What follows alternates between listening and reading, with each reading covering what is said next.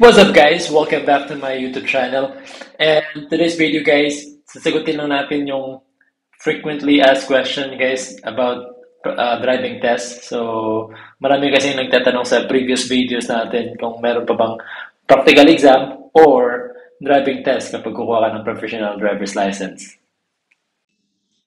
So ito yung sa mga previous videos na nagtatanong kung may drive test pa ba pagkukuha ng non-proto professional driver's license. So, sasagutin natin yan sa video na to. Okay? So, there you go guys. Galing ito sa LTO website.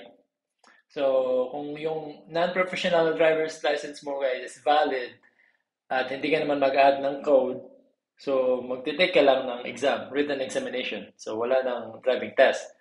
Pero pag professional mo, ang non-professional mo is valid and mag-add ka ng code, mag-take ka ng written exam and practical exam dun sa code na i-add mo. Like, mag-add ka ng car, so mag-practical exam ka sa car.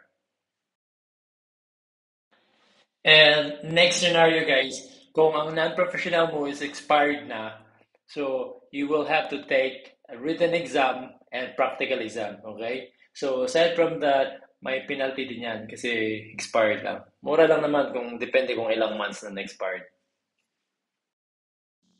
So ayun guys, if you have any questions guys, comment lang kayo down below and clarification. So I'll try my best to answer your questions guys.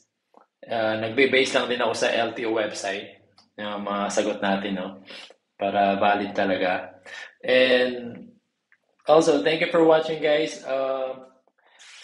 See you on my next video, okay?